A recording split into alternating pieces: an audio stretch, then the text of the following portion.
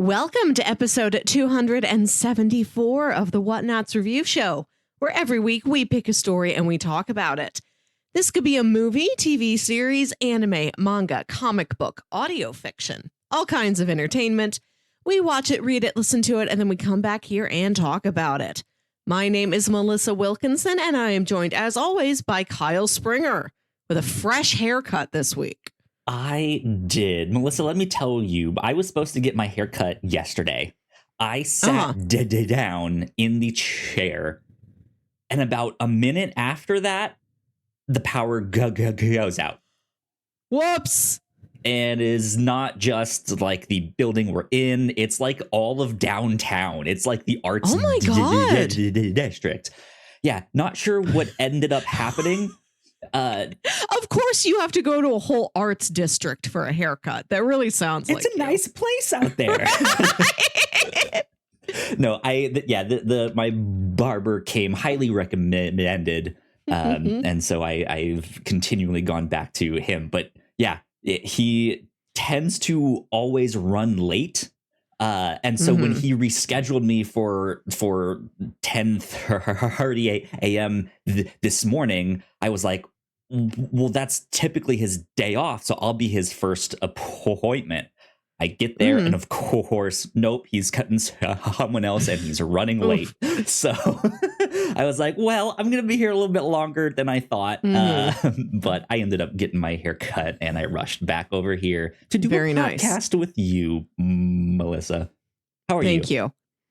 I'm doing good. Had a big shopping day yesterday. One of those, I think I need 3 things at Target, but somehow I'm here for 2 hours sort of days. Got sucked in. You lost time. Abducted I will by go Target. to Target with my mom, and we will pick up every children's picture book and then read them to each other. Think about every kid we know in our lives. Like, this would be great for your niece or your cousin's kid or your other cousin's kid. Right? Or then you like reminiscing. Do they still make Goodnight Moon? Is that the look? They do. It is. Mom, look They've at this. They have a Halloween version called Goodnight Goon. I did buy that for my niece a couple years ago. Amazing. That's good. That's good. Halloween time. We're in the midst of October right now. Was any spooky stuff on your shopping list at Target? Not specifically. I think I'm sufficiently spooked up at this moment. Gonna go see Exorcist after this. Oh, nice. That's cool. Yeah, that's a little much for me and my tastes, but it's good. It's fun. Speaking of spooky stuff, though, what are we talking about this week, Melissa? Today, we are talking about the 2014 Iranian American vampire movie, A Girl Walks Home Alone at Night. Yeah, I feel like you could describe this multiple ways. Yes. Yeah, it is a vampire film. Yeah, it's in the like Iranian language, I believe, or Persian, I believe is what the thing said. Farsi. I think it is spoken entirely in Farsi. Yes. Yeah, it is.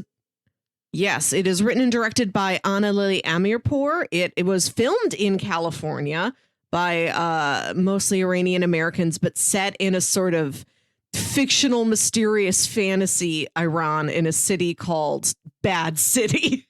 Bad City. Yeah, and then last week you described this as like a skateboarding vampire film, and I was like, tell me more. I want to know more about that. But then like also honestly could have used a little bit more skateboarding. I was expecting this to be more skateboard heavy. I agree. But then it's also like self-described as like styled after a Western. Yeah, like an American Western film. So it really is an interesting mix of stuff that we get here in A Girl Walks Home Alone at Night. I looked this up as you were pitching it last week and was just immediately sold on the poster, the like striking red of the poster. And then this is all shot in black and white. So they have this beautiful camera work and cinematography that just really makes it shine. So I was like, that's the one I want to watch. And here we are about to talk about it. And I have to say, I enjoyed this a lot. I thought it was brilliant. Mm-hmm. There's a lot blast. going on in this movie. Yes. I went to YouTube. I looked it up. I was trying to remember where I learned about this movie. And I'm like, was it Dead Meat? Was it Ryan Hollinger? No, can't find it. This must have been included in like a big montage of other things. So I wish I could credit the person who first introduced me to A Girl Walks Home Alone at Night. But I looked the movie up on YouTube, trying to find like interviews or video essays or something. And like the second video you can find after the trailer is my favorite scene in the movie. Just that scene snipped out, and it's labeled A Girl Walks Home Alone at Night. Breathtaking scene. Like this, you get it.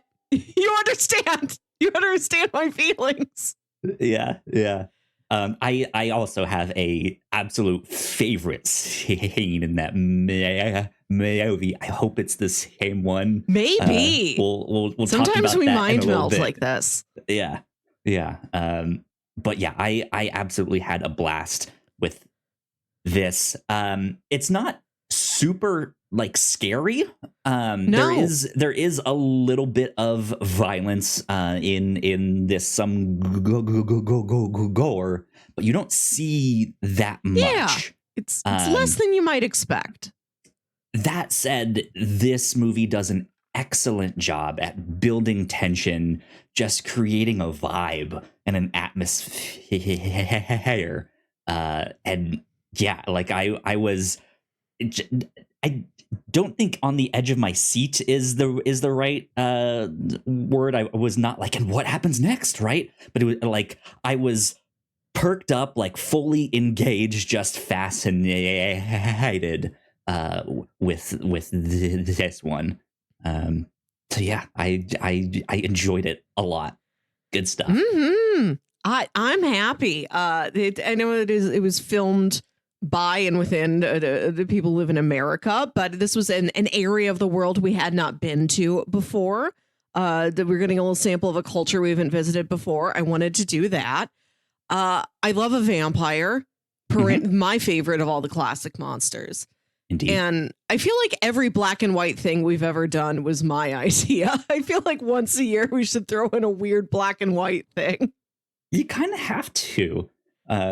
It sets the right old or new mood. Like I was watching this and then thinking back to Marvel's Werewolf at Night, and I was like, Werewolf by Night. Yeah.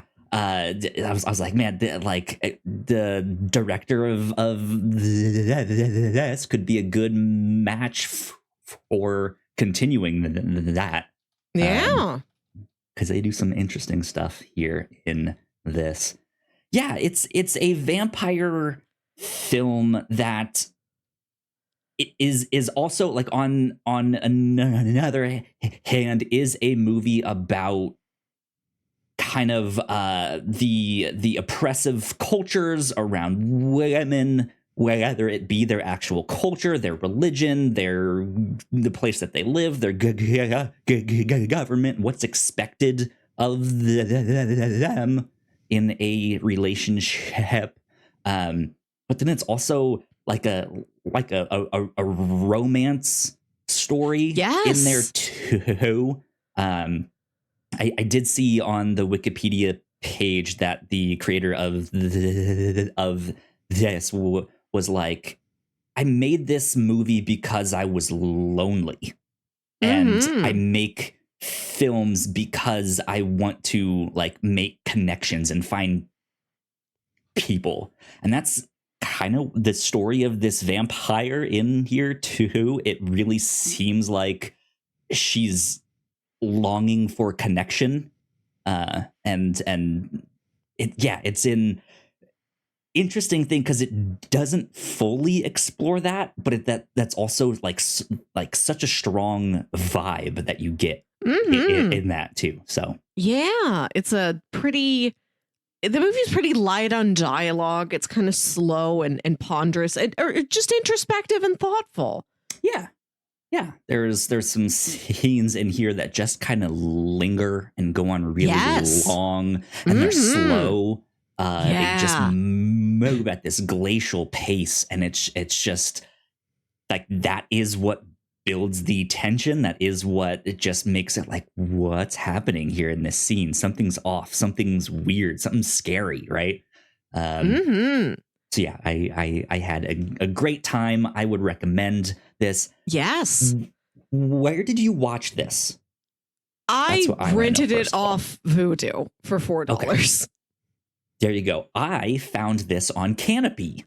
Oh! Yeah, which is an app that I hadn't explored at all. In fact, the didn't library really know, one. Right. I didn't really know what it was until recently. And yeah, I recently just got my library card. And so I downloaded Canopy, and it just like happened to like when I searched on my smart TV for like, where can I watch this? It was like, it's on Canopy. And I was like, oh, hey, I have that. Here we go. Oh, cool. It didn't show up when I Googled it, or maybe I just didn't click view more places where I can watch this. I missed Canopy. Yeah, Canopy's an interesting one because if you have a library card, you get access to it for free. And you can watch, I think this is how it works. You can watch 8 things each month, which is a little bit of like a strange way that it works here. But I was like, well, here we go. I can watch this, and that's just number 1 of all 8 things. And they seem to have a very good selection of like international films. Nice. And stuff like that. I know here on the review show, we also covered the original Suspiria. That was on the hair. That was one that I saw. So. Gotta watch Suspiria for Halloween. If you thank you for this important public service message that anyone with a library card can watch Suspiria. Having fun's not hard. If you got a library card, Arthur would be proud. Arthur would be proud. Do you want to do like a plot synopsis thing to start getting people in the know on this, and then we can dive in after our spoilers? Yeah, we start with a young man named Arash who works to make money for his father's heroin addiction, unfortunately. And he does all these different odd jobs. He saved up all this money to buy one very nice car for himself. And this drug dealer figure who sort of dominates the community comes and steals his car. So he has to find a way to like he's making money to get his dad heroin because he doesn't know what else to do. He's got a grudge against this drug dealer. He needs to get his car back. Father is in debt. And so I think the kid is working to pay it off. Yes. And as we see this drug dealer sort of prowling around town, he's also he controls the sex worker and he has a bad deal with her. And while they're out one night, he sees this mysterious dark figure, and it is our lead vampire. She has no name. She is only the girl. She skateboards around at night, and she attacks those who prey on others. Indeed. And then she meets and begins a romance with Arash. Yeah, it's a good one.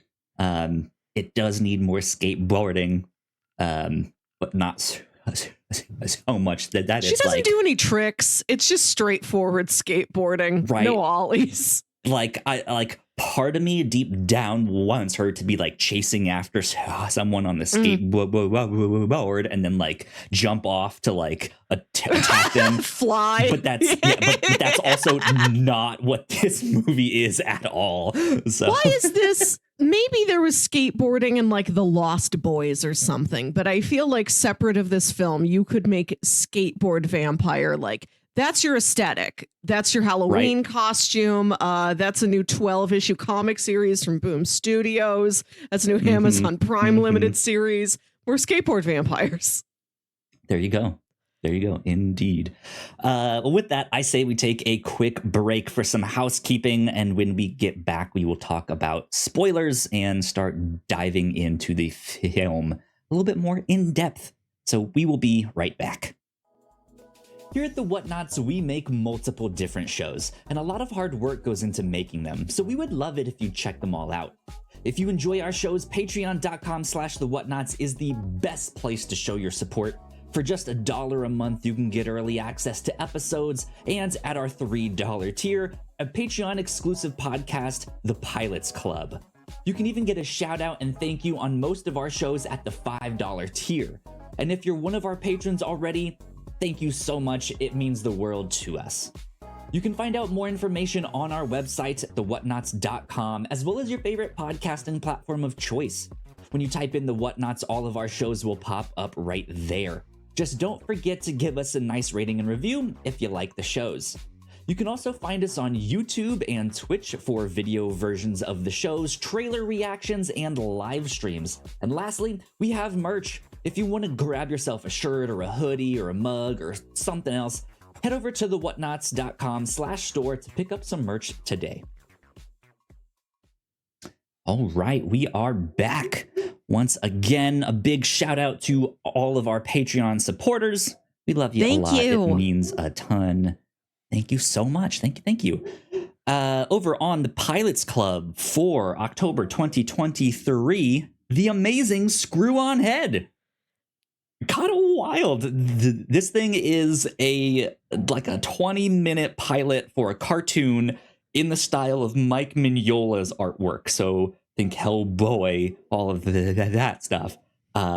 It never made it to a full TV show, but it is this like comedic adult animation kind of thing that you would see on like Adult Swim. And it was wild. I had a blast talking about that. It was an interesting thing that we got to discuss on our show. I had a blast. It was good. Right here on the review show, like I kind of mentioned earlier, it is spooky month. It's all Halloween, all month of October every year. Last week, we kicked things off with Afterlife with Archie. This was a comic series that the creator of Riverdale started working on before he was making Riverdale. And it is exactly what it sounds like. It is the zombie apocalypse in Riverdale and all of the Archie characters that you know and love.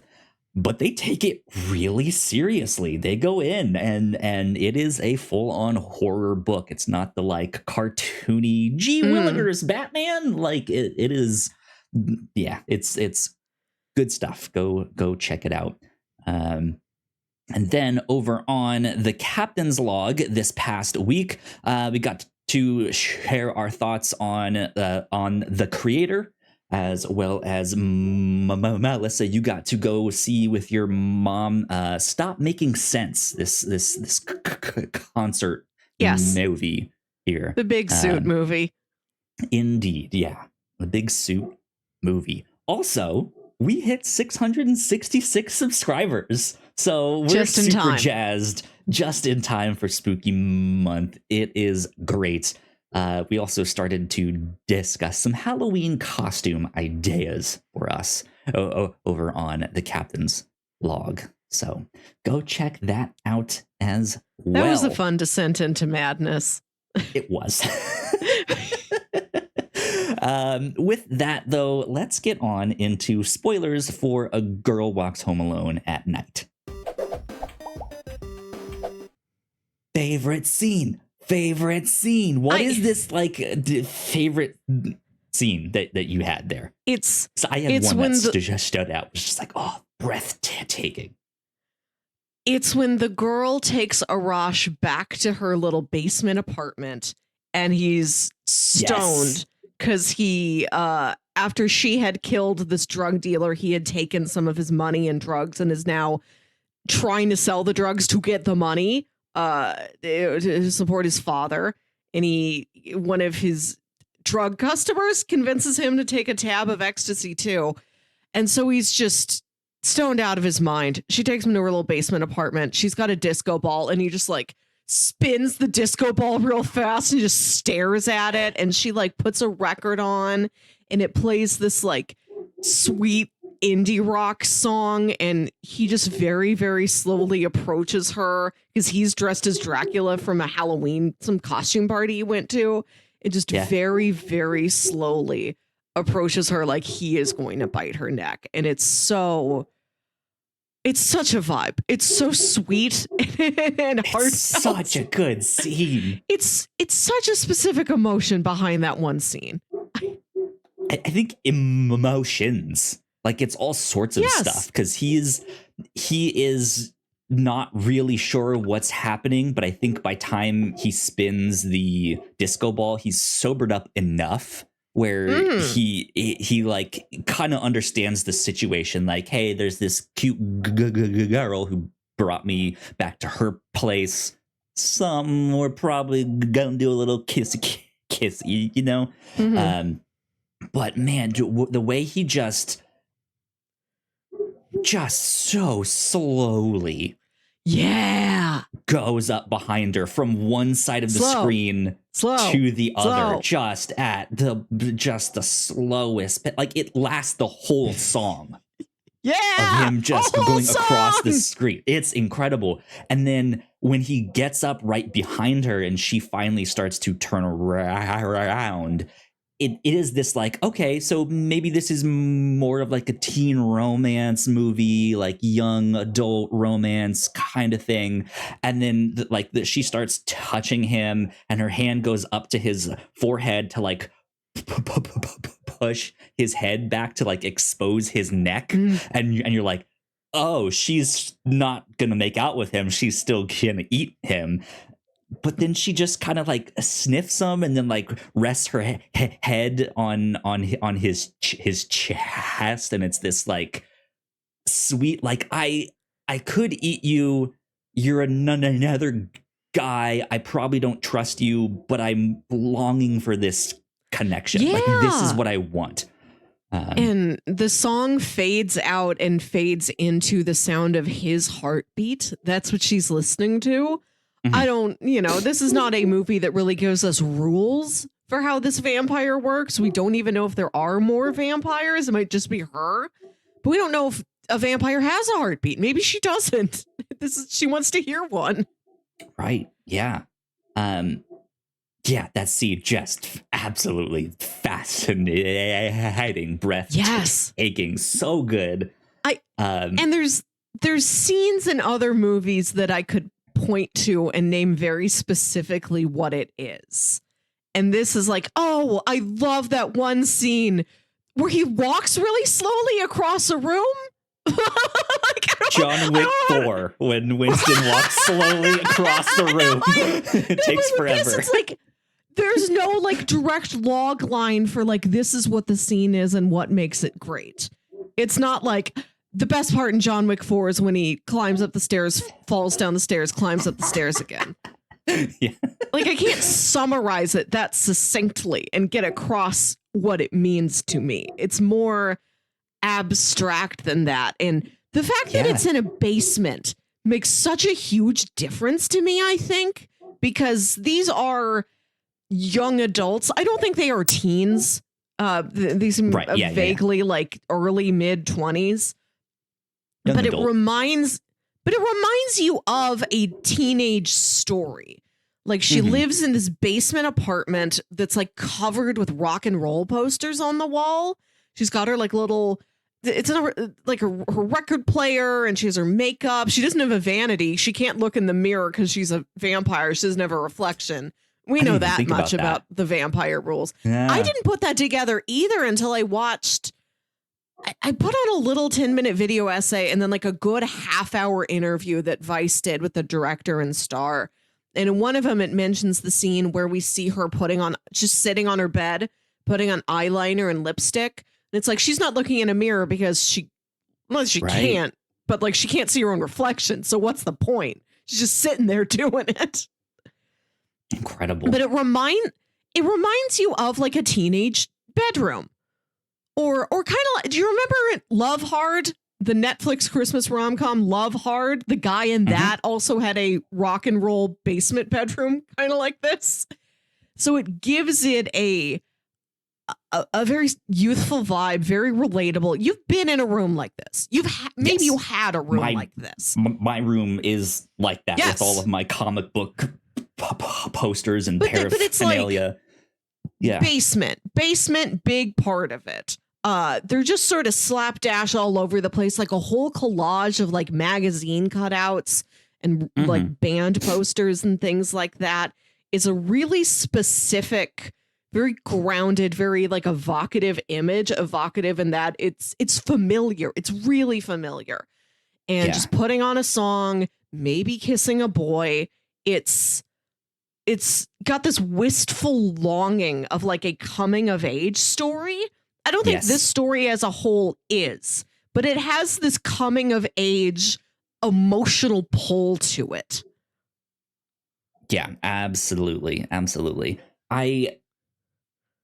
It's just like, that's why it was like, it feels like this is a like young adult romance, but it doesn't fully go into that. It feels like it has some kind of commentary on the oppression of women in there, but doesn't ever make it like explicit.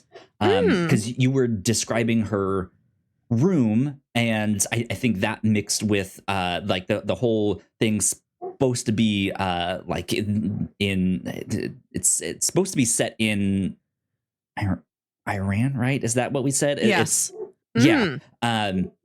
Like I to be honest, I don't really know the culture, the religion, all of that stuff, so I can't speak to that exactly.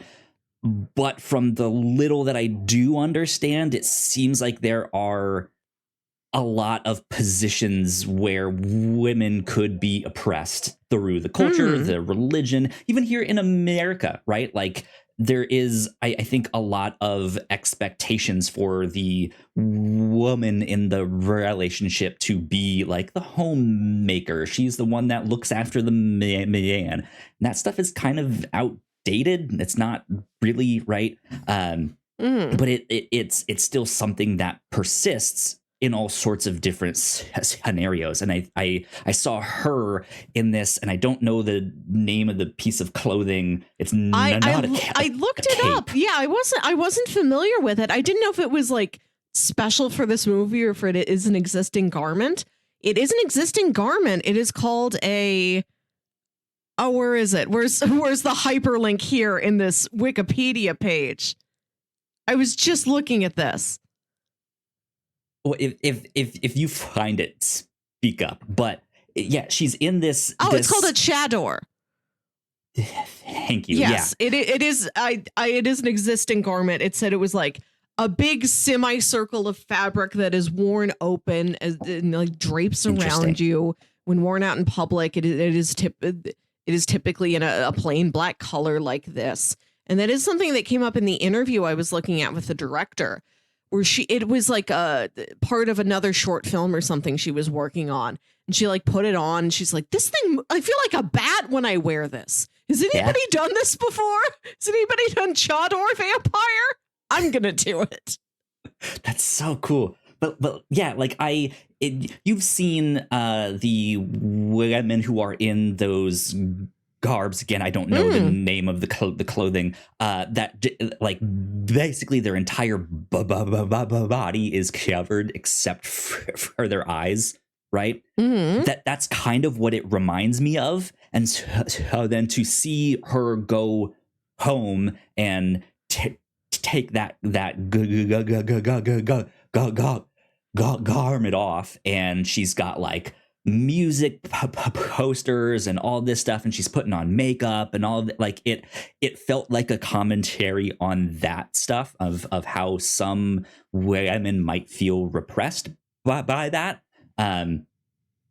but I like it doesn't ever really go into it more than just kind of visually like hinting at it.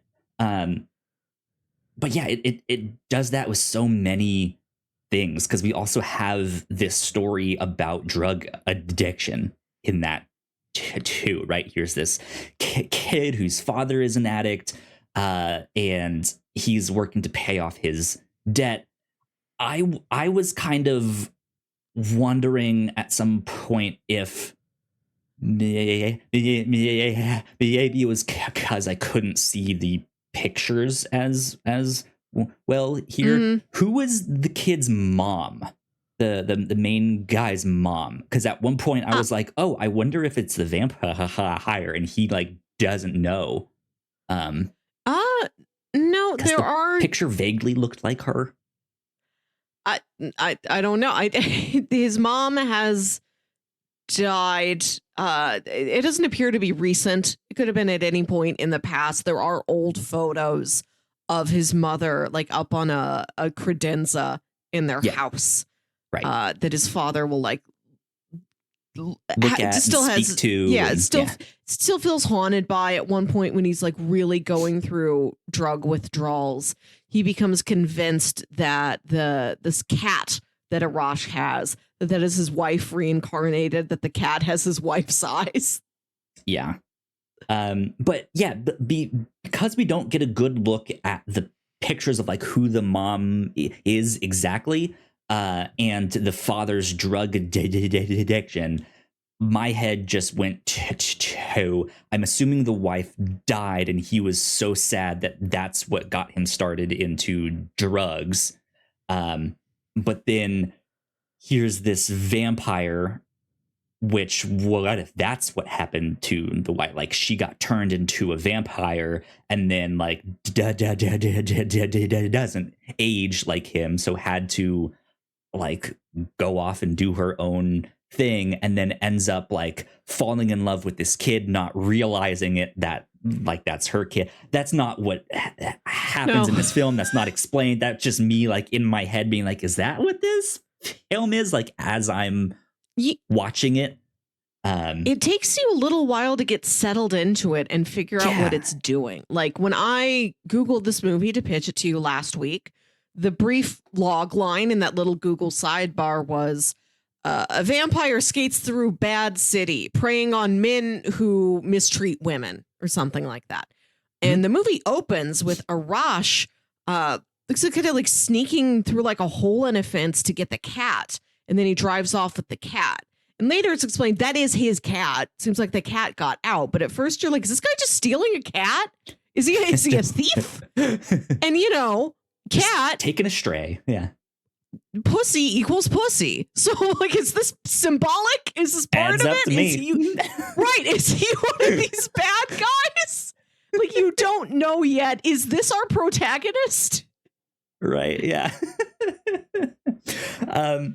And that is kind of the tell at the end, when, because his father is not only an addict, but is then trying to speak to one of the local prostitutes to spend time with her and sleep with her.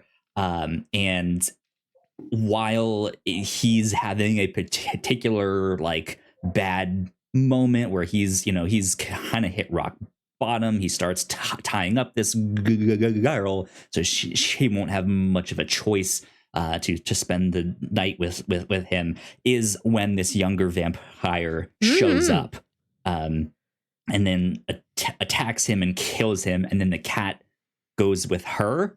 And so this young guy is in the midst of like, my father just died, what happened, like does anyone know?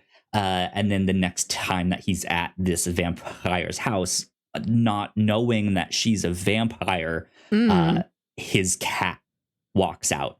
And so he's just like, oh, shit. It was her. You had something to do with this. Yeah. That's interesting. Why would you have my cat? Yeah. But he also doesn't really do anything with that info. Like it seems like he gets upset. They drive out.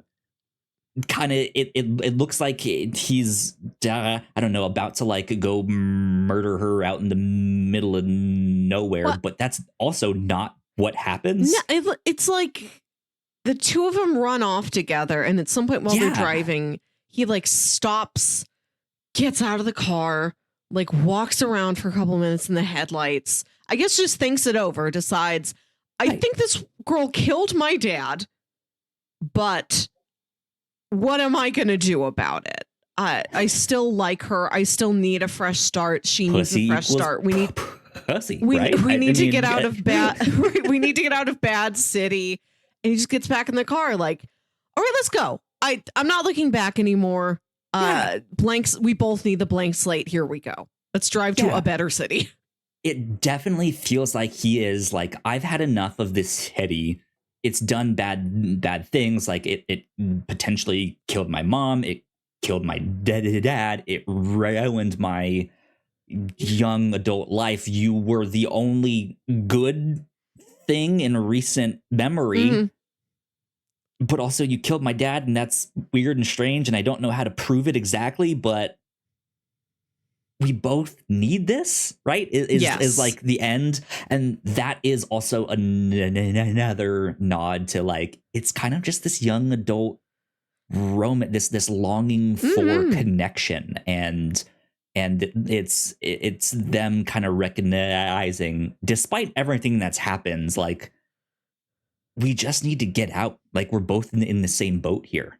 So I don't know, but it was fantastic. I loved it a lot. One more note about Arash is that he's wearing this tight white t-shirt, and he really has the look of a greaser. Absolutely. Which is another sort of interesting aesthetic ingredient in the spaghetti pot. I don't know if we've got any. And in the car he's driving looks more like a vintage model car.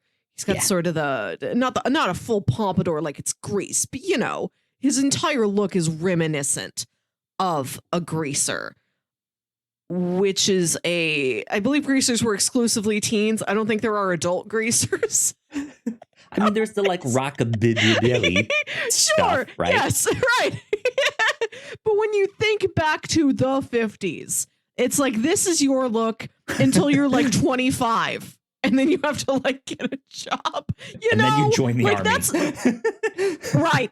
In that time, that look was a youthful look. And now it is used by, rockabillys of all ages. Now you can adopt that look. But it speaks to a particular type of person at a particular time.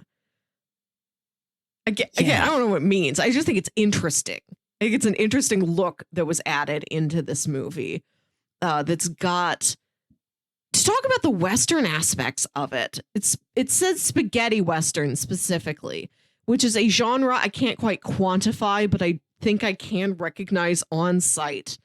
It's the font, first of all. That's a spaghetti Western font in those opening credits. It's got that kind of a music score to it. There is some small bits of like Western imagery. Like after Arash takes the drugs and leaves the party, he's just wandering through a neighborhood and he just stares at a streetlight. He just stands there at his most high and just stares at a streetlight. And then the girl approaches him, and they do have that pose of like, they're both standing there, arms at their sides, like parallel facing each other from like a duel's length away. Yeah. Yeah, there's also the scene where she's on the opposite side of the street of his dad and just like keeping pace with each other. It is this like squaring each other up, like looking each other up and down, but the scene is obviously also very different in the sense that like the father's more like, what's going on here? Like, what's happening? Let me run away now. But even that, they move at this like slow pace, and it builds this tension, right? It is the tension of a gun fight, of just like anyone's about to boom, But yeah, Another good stuff. aspect of a Western is that you are in a limited space. You're in a town. Mhm. Everybody in that town knows everybody else in that town. And maybe you go out into the surrounding wilderness, but you never go far enough away that you're part of another town. And the town has one clear villain and one clear hero or anti-hero. And Yeah. that is what this movie has, where Saeed, the drug dealer, seems like he does have a grip on this town with pimping out that one woman and perhaps others, but she's the one we clearly see, and dealing this heroin and other drugs. Just all around a bad dude who feels inescapable, and she sets her sights on him and takes him down. I really like the scene where she meets him out in the streets, and she doesn't say anything. She is largely silent. And he's just like, okay, here's a cute girl. Well, let me take her home. And I don't know what vibe I'm getting, but we'll see how things happen. And she goes back to his house, which is real drug dealer chic. Tigers everywhere, a full aquarium. Love it. Have you ever seen the movie Boogie Nights? No, but I've seen like bits and pieces. At one point in like the climax of the movie, Dirk Diggler has left the world of porn and he's started to deal drugs. And him and his buddies go to see Alfred Molina, who's this higher power drug dealer. And I forget if they're going to like rob him or murder him. I forget what the game of the scene is. But when they go over there, this is exactly what Alfred Molina's place looks like. And he's like doing cocaine. He's aggressively playing them a mixtape. It's just Jesse's girl played uncomfortably loudly, and he's coked up and yelling at them while they're like trying to get a scheme together. It's a really incredible sequence. I don't know if it's a purposeful evocation of that, but I was so reminded of Boogie Nights as soon as we saw the drug dealer apartment. Great. Yeah, it's just that scene is also fascinating to watch because she's again in that full. I again forget the name of the garment, but she's in that thing where she looks just like this kind of giant black shape, right? This like amorphous black shape. It is very much like the cape you might see Dracula in, right? Right. But there's another scene of her when she is on the skateboard up against the wall, and it's just this like humanoid shape, like going up against the stark white wall. It's fantastic. And the thing with the Chador is that it's so big that she can like flap her arms, and it like completely spreads out around her like a manta ray. Or if she sort of pulls her arms in, it just like drapes like tightly around her, like she is a single pillar. Yeah.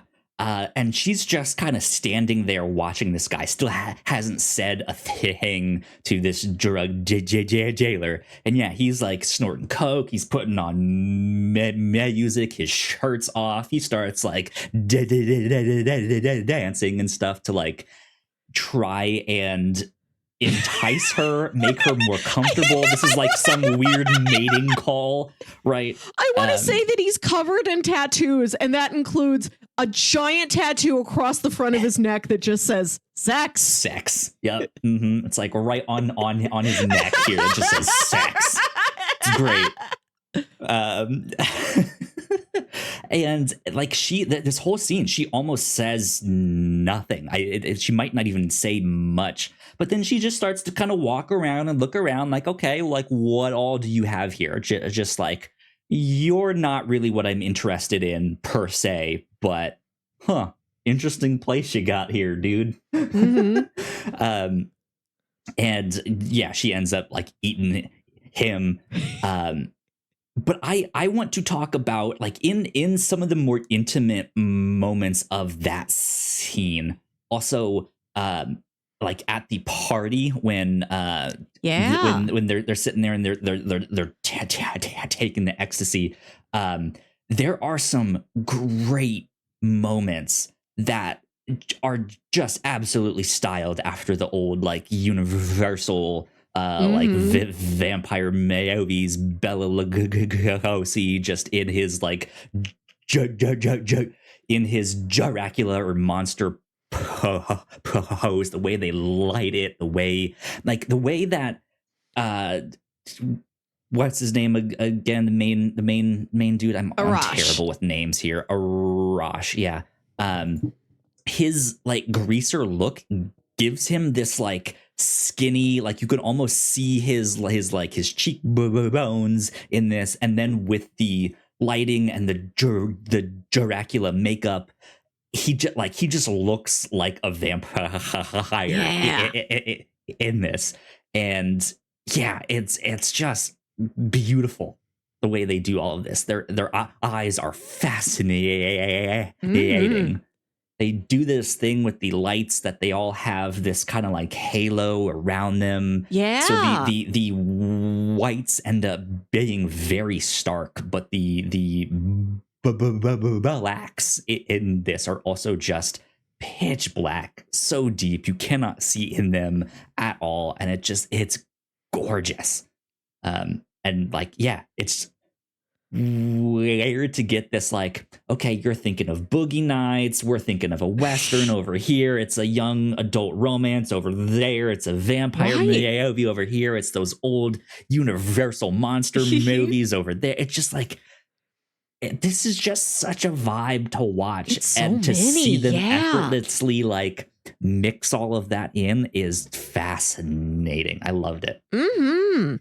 It's such a simple movie. Like, it's got very few characters, very few sets. It's pretty stark and minimalist, and I think that does give you a lot of room for it to have all of these echoes of different genres. Like the Mm. genre exercises where it really went wild. Like, this is where we're doing our most experimentation. We're in it struck me that the city has no signs in it. We barely have a sense of what the city is.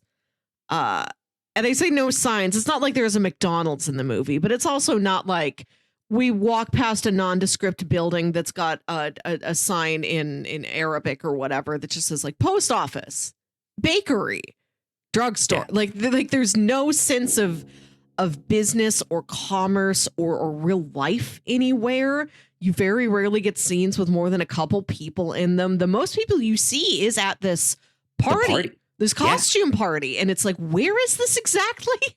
Who's throwing this?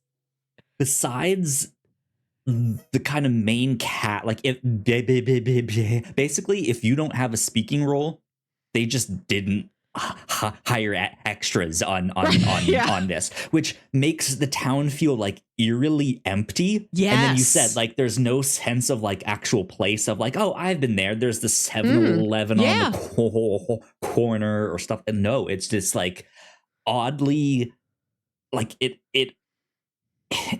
how some people like to always say like the city was a character of its own. Like this almost is so devoid of Yes. that it makes it scary. It makes it strange. Right. It makes it feel eerie and just like, Just what is happening here? Is this a fictional town? Yes, it is. But like it like I'm not supposed to be here, am I? right. It feels like the Twilight Zone where he wakes up and he's in an eerie town and it turns out that is a fake town we use for like nuclear testing. Yeah. Yeah. It feels like very liminal like that. The fact that the city is named Bad City does most of the heavy lifting. Like the name alone is all the set dressing you need. Absolutely. I do really like when Arash asked the girl to meet him outside of the power station. I think that's a really beautiful backdrop. We watched True Detective, the first season of True Detective a couple weeks ago. And I talked about how there's this looming, unspoken of, unreferenced presence of like these big refineries and factories and industrialization. It's just like looming over the landscape, even though doesn't really have anything to do with the plot or what's directly happening. I don't know if it's the same feeling with this power station. Like a power station feels pretty necessary. Like that doesn't really feel like it's an excessive display of industry. Hmm. And what's interesting about a power station is that it is lit up at all times. We've seen these, we've driven past these in our Right. lives. Just for the workers there, it is always completely lit, even in the dead of night. So you've got these bright lights on all of this sort of unnatural, twisty, like vats and boilers and pipes, like all these harsh shadows. And it's this big block of a thing, all of this interconnected machinery that takes up like the entire background of that wide frame. And it's sort of lonely, but also speaks to that sort of wistful teen coming of age energy when you're Hmm. like a teenager and you've got one friend who has a car and you have no means except for like the gas money. You have nothing to do, nowhere to go. So I'll just pile in a car and you just drive around the outskirts of your town at night. It speaks so directly to that for me. Yeah, It's like, this is the absolutely. one place to go. We don't have, I guess when that costume party isn't happening, there's nowhere else I can take you. Let's meet at the power station. Yeah. So many interesting things in here. There's two more scenes that I want to talk about. One, I'll start with this one here. There, besides the like real big long scene where he spins the disco ball and comes up behind her, there's another scene where it is the prostitute and she is kind of dancing with this balloon that it's again like takes up the length of an entire song, right? And it's just her out there I dancing. think it's another character. And I think it's another Is character it? we've seen out on the street who might also be a sex worker. I don't feel like Okay. we really get to know them directly. But like I was reading the credits and the characters are credited by name if they have one, but also by like a descriptor, like Sure, the yeah. girl, the boy, the father, the balloon prostitute, the dancer. pimp. And there is a character credited as the rockabilly. And I think that's them. Okay. Because that scene was also like it's a gorgeous Mhm. scene. How do you feel like that scene fit into the movie though? Because It's like It's go ahead. after the costume party, right? I believe so, yeah. And I think we did see that character there at the costume party. I think also wearing like a sort of Western rockabilly shirt, another interesting aesthetic vibe placed into the movie.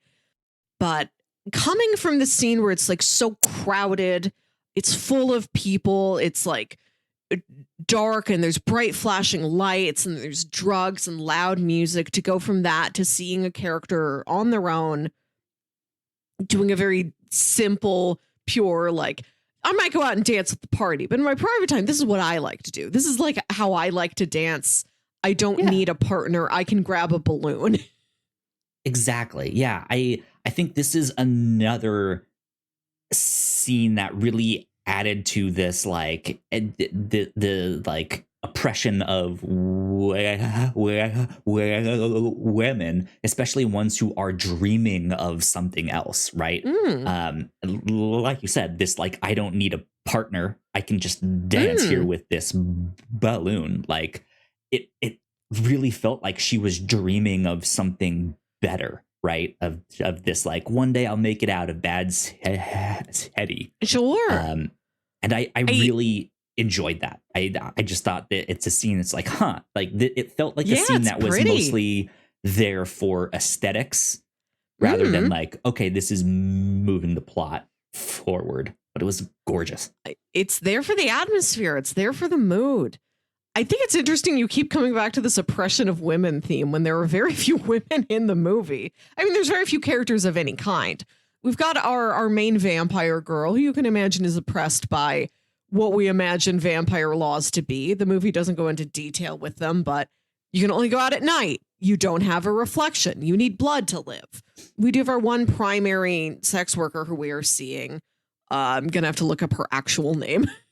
Yeah. And then it's like the rich girl who Arash seems like he works for her family doing odd jobs. We see him like out in the garden, and then she calls him up to like fix her TV that's on the fritz.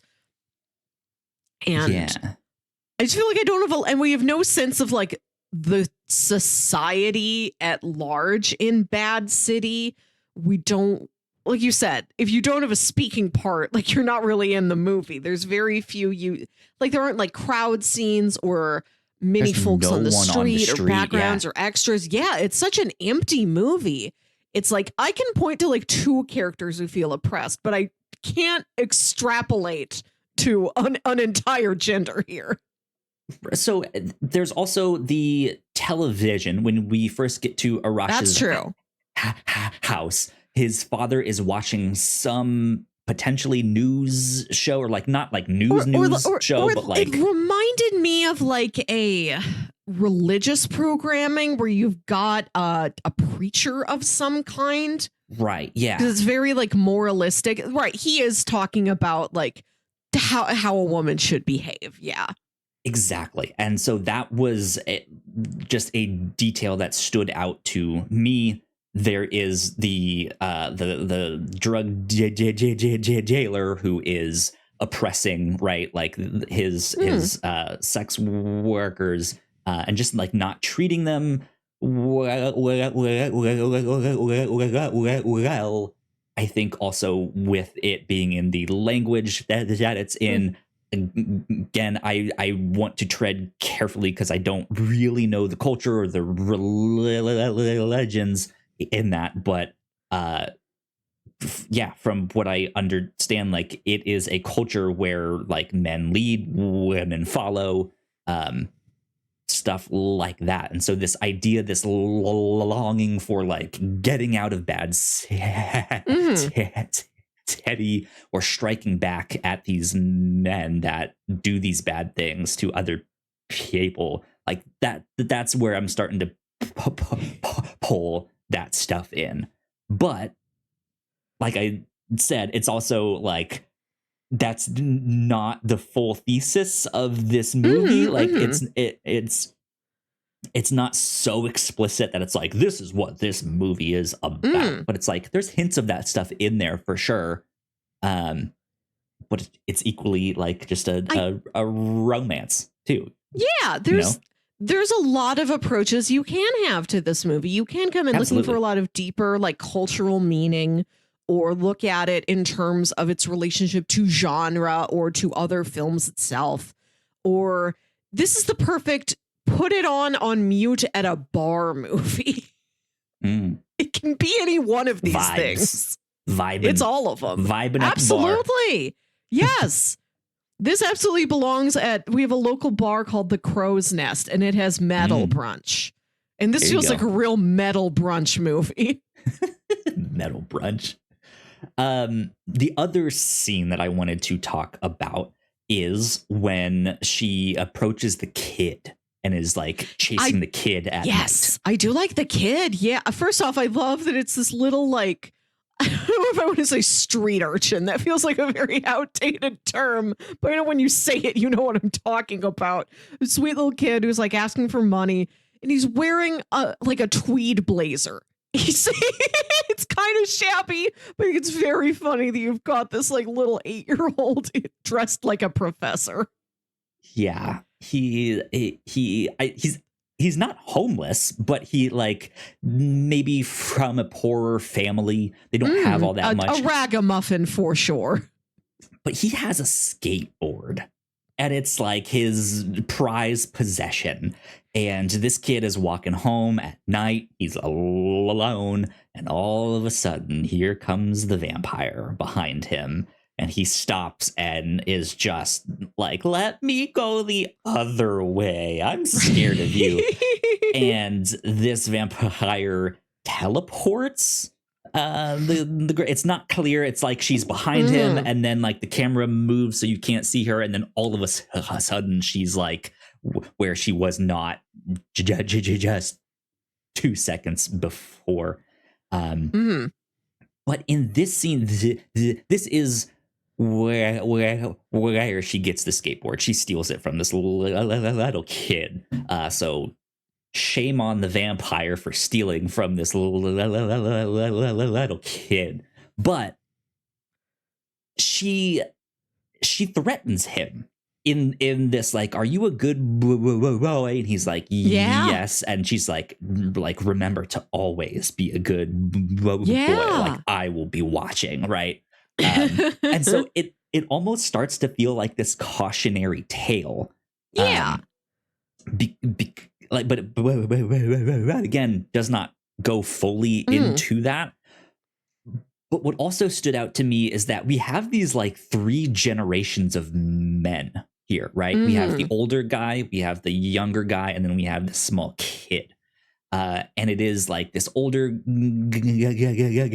guy who's lost his wife. He's now addicted to drugs. He's down on his luck. And kind of as a result, it is not treating this prostitute well. He's kind of lost control of his life here. And then there's the main guy, Arash, the younger guy, and he's mixed up in it all, but he's not set in his ways just yet, right? I want to say that also to try and get money, he steals a pair of earrings from this girl he works for, but she seems so rich. Who knows if she's really going to miss that pair of earrings? She probably has got like 15 of them. And when he takes the drugs to the party, he gives her one and then she asks for another. And he's like, no, that's enough. Like he's trying to get some money, but also like, it is my intention to get anybody else hooked. Dealer, yeah. I don't want to create a problem. I just need some money. Yeah. And yeah, like he has good intentions, or is like, I have to do this bad thing, but it's so small that no one will notice, or I'm just doing it for a small amount of time so that I don't have to do these bad things here. So yeah, he's doing some of these bad things, but he's not set in his ways just yet. And I feel like that's where part of the romance comes in. I think the girl kind of recognizes that he's young enough that he's not a part of this, like these men that are doing these bad things. He could get there. I think she kind of recognizes that maybe he's up to some not great things, but I don't know the reasoning behind it, right? And then we have this kid who children oftentimes represent, like they represent I cannot speak. They represent innocence. And so she is threatening him to be like, hey, don't become like these other people, because that's when I will get you here. She's to look at him as both somebody she is empathetic towards, who she's trying to protect, but also making sure that he doesn't become somebody from whom she would have to protect others in the future. Right. Yeah. So I just thought that was interesting. I don't know if the film really has more in there beyond that. It again, for such we're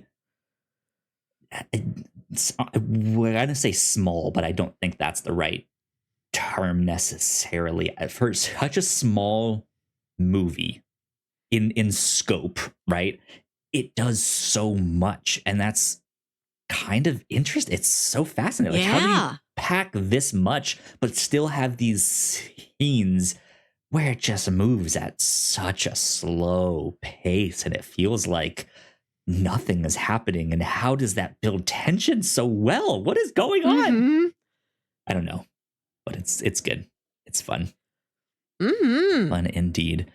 Do you have any other things that you wanted to start talking about for this film, or do we want to start wrapping it up there? I wanted to note just briefly that at the I stay to the end of every movie.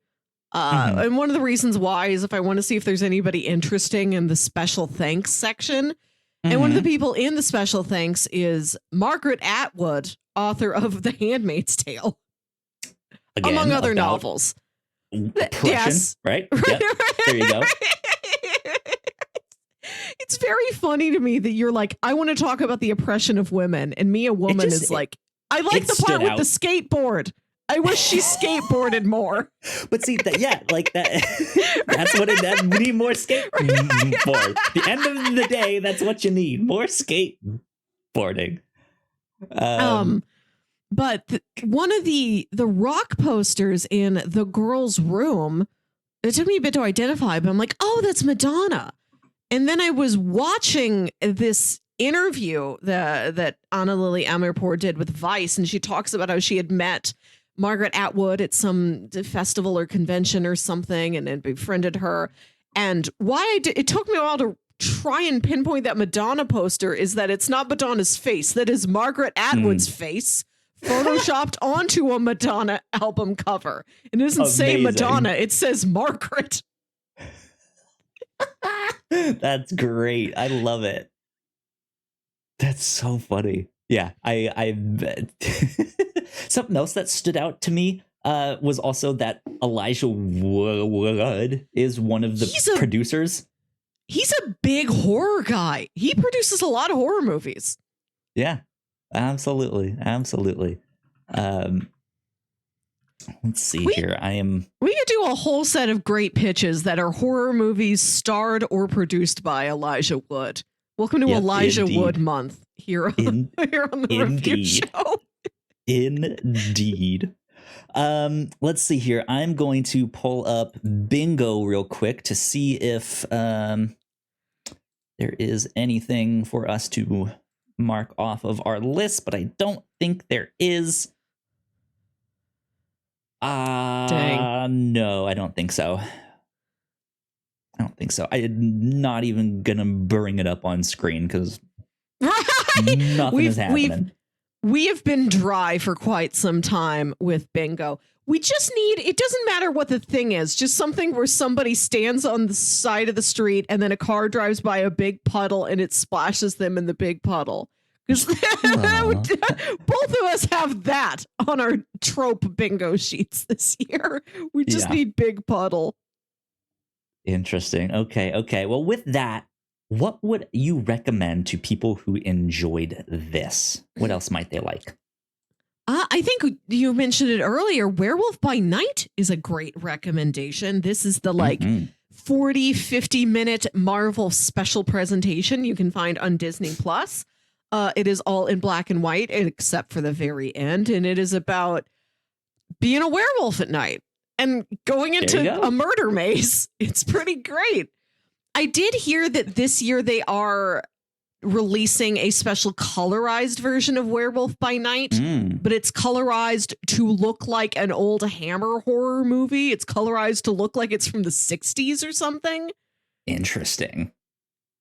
Which brings me to my next recommendation, The Love Witch. If you want more female auteur horror adjacent movies, The Love Witch, written, directed, scored, costume designed, and edited by Anna Biller. She did like everything on this movie. It's so impressive. The Love Witch is designed to look like a 1960s Technicolor thriller, kind of lurid and very vibrant in that way. You've never seen anything that looks like The Love Witch. We did it. Would you please look up this? Number 128. Thank you very much. Yes, we've talked about The Love Witch before. This movie is about a witch named Elaine who, after her boyfriend has left her, she picks up and moves to a new town. She is seeking new love, and she does these spells to get these men enchanted with her, and then they become over obsessed with her, and then she kills them. And it's a cycle of a couple of those happening as we see her flash back to these poor experiences she had with some sort of a magic cult. Absolutely. Yeah. That was one of my thoughts as I was watching this, of like, this would be a good 1-2 punch with The Love Witch. Yeah. None of the colors and all of the colors. Right. Yeah. It also has a very different tone. It's not like slow and quiet. It is loud and vibrant in its colors. It's kind of silly in the way they do the like romance stuff. It's kind of cheesy, but it has like some similar themes in that. So good stuff with the love, which I second that one. This is not a movie I've watched directly, but I just watched the Dead Meat video on it. Guillermo del Toro's first movie, Kronos, from 1994, is also a vampire movie. So I thought I would shout that out. This is from 1994, his first movie. The beginning of his long friendship with Ron Perlman.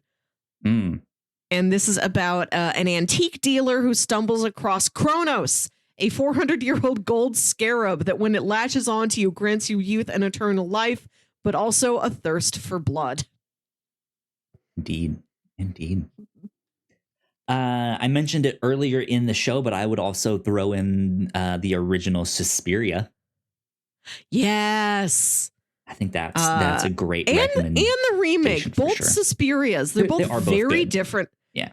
They're both at the core about a young woman who goes to a dance academy in Germany that is secretly being controlled by a coven of witches. But beyond that initial premise, both movies have completely different looks and feels and scare factors. Yeah, absolutely.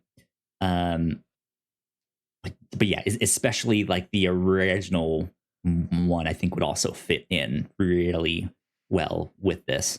I would also just say like go like those old Universal horror movies. Go watch some of the classics, right? Go watch Dracula. Go watch the Wolf Man, the Invisible Man, all of that stuff. That'd be fun. I think that's about it that I have for recommendations, though. This is such a singular film. Oh, here's one that we could recommend to if you want more vampires, especially in the West. We did American Vampire a long time ago, written by Scott Snyder, co-created with Stephen King. But Scott Snyder, I think, does most of the writing duties on that. Let me see where we did that American Vampire. We did that way back on episode 78. Ooh. American Vampire volumes 1 and 2. So yeah, good stuff with all of that. That being said, Melissa, it is my turn to do the pitches for this next week. So while I had the housekeeping video running, I gave Melissa a heads up that I have 3 pitches, but there's one that I particularly want to do. And I had a sign. The universe told me this is the one that you guys should do. So you should do that.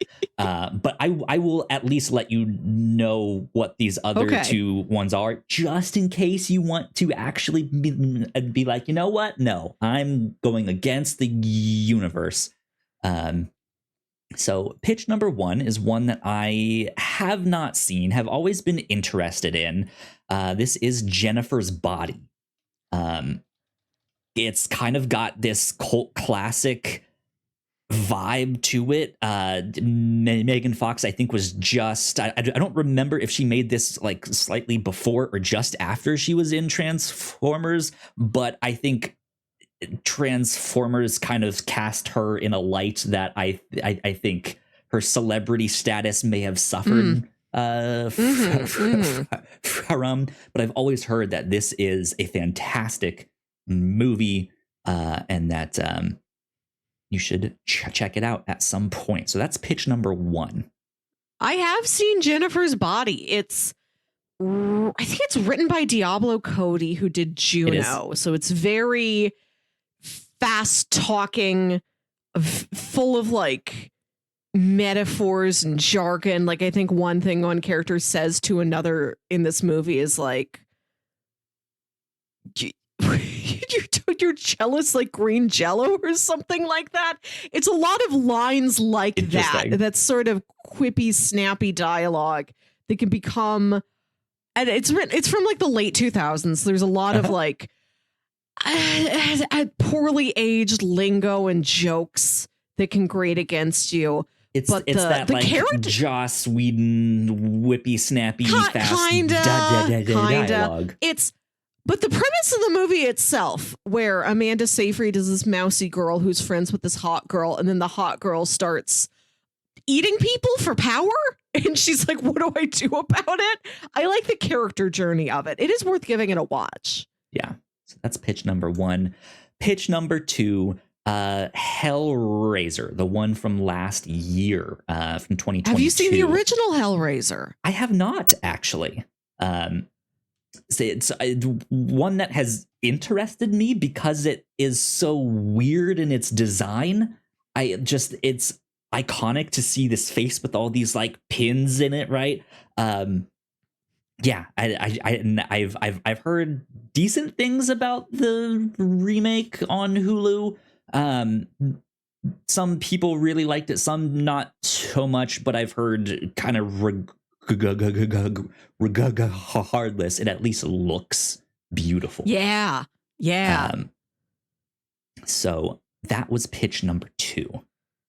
Pitch number 3, and this is the one that the universe as the universe decrees to watch, because I opened up my social media this morning, and one of the first things I saw was someone posting about this movie, calling it an absolute banger. This is the 1998 American science fiction horror film directed by Robert Rodriguez, The Faculty, starring Elijah Wood. So it really is Elijah Wood. Oh, man. I did not know this movie existed. As I have said many times before, I'm not a big horror fan. I tend to stay away from the genre because I'm scared. I get scared genuinely. But thinking about all the stuff we've covered for our horror month things, we haven't done many like alien horror and like all of that stuff. And so this is one where, yeah, it is like a bunch of high schoolers and these aliens come and replace the teachers, maybe some of these students. But I thought this was an interesting cast too. Not only is it a young Elijah Wood, but there's Josh Hartnett is in this. Usher is in this. The actress Mia Toretto who plays herself, Jordana Brewster. Yep. Selma Hayek is in this. There's lots of recognizable actors in this. I was like, how come I haven't heard of this one? I have heard of this. I don't think I didn't know it was a Robert Rodriguez movie, and I don't think I knew it was specifically an alien horror movie. You're correct that we've not done a lot. So explicit of like, it's aliens, but it is like something has replaced them. Like a body snatchers thing. Yeah. I'm looking at the description when I Google it. It does use the word otherworldly. Yeah. Which is good enough for me. Yeah. We no question about it. I listen to the universe. We're watching The Faculty. I pitched it myself. Let's do it. Let's do an Elijah Wood, and you brought me an Elijah Wood. So thank you very much. Immediately when you said that, I was like, it's the universe again. Like she doesn't even know it. Elijah Wood. Faculty. This also looks. Go